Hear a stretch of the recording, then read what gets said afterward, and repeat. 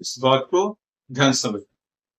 आपके दिमाग में एक मैसेज सिर्फ 1 सेकंड में नहीं बल्कि 1 मिली सेकंड में ट्रेवल करता है। तो आपको करना क्या है? अगर अच्छे मेमोरी को बनाना है तो आप न्यूरॉन तो बना नहीं सकते हो, क्योंकि न्यूरॉन क्या होता है? नॉन डिवाइडिंग सेल होता है।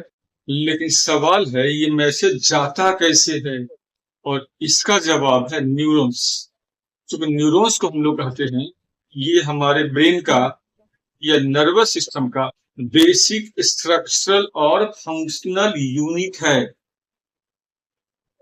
अब ऐसे जो न्यूरॉन्स हैं हमारे शरीर में अरबों में होता है, जो पांव के नाखून से लेकर पूरे सिर तक फैला हुआ होगा। और इसीलिए न्यूरॉन को सिर्फ एक सेल समझ लेना ये गलत होगा, क्योंकि न्यूरॉन्स का काम है इंफॉर्मेशन को रिसीव करना, इंफॉर्मेशन को प्रोसेस करना और आगे उसे ट्रांसमिट करना।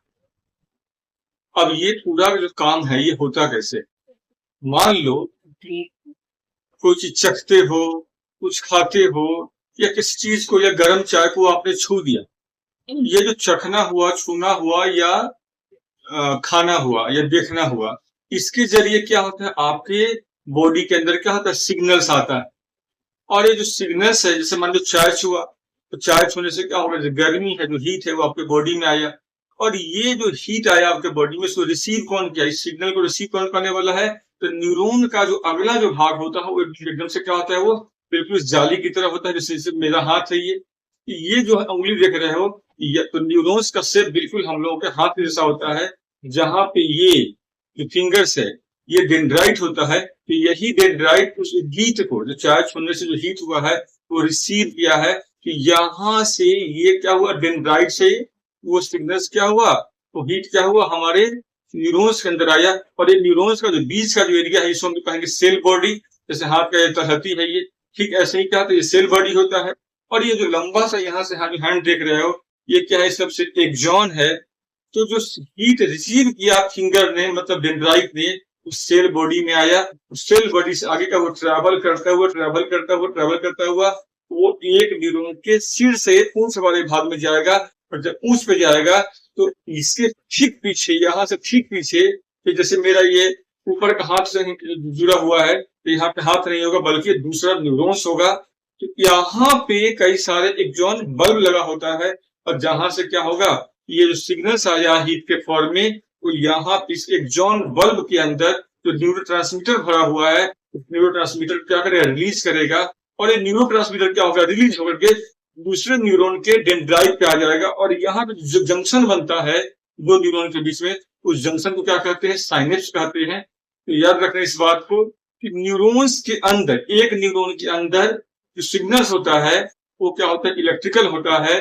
जबकि साइनेप्स या जो जंक्शन है उस पर जो सिग्नल्स होता है वहां पे वो केमिकल होता है। और इस प्रकार से सिग्नल का ट्रांसमिशन एक न्यूरॉन से दूसरे न्यूरॉन पे होता है। तो पहले इलेक्ट्रिकल हुआ और दूसरा क्या हुआ? केमिकल हुआ। और जब ये, और इस प्रकार से हमारे पूरे बॉडी में, ठीक है, वो जो न्यूरॉन्स है वो सब मैसेज कहाँ ले जाएगा?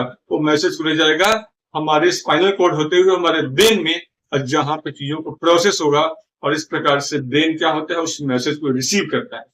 अब सवाल है, जो ब्रेन मैसेज को रिसीव किया, वो रिसीव मैसेज के जरिए ब्रेन को याद कैसे होता है? अगर किसी सिग्नल को आप बार बार आप दे रहे हो, तो मैसेज क्या होता है? वो ऑर्गेनाइज होता चला जाता है। और ये अगर ऑर्गेनाइज हुआ, मान लो आपने चाय आज पिया, फिर आपने कल चाय पिया, फिर आप लगातार 10 दिन तक चाय पीते रहते हो, हर 10 दिन तक जो हीट बॉडी में जा रहा है, तो वो एक क्या होगा? प्रोसेस होगा। वैसे ही पढ़ना होता है।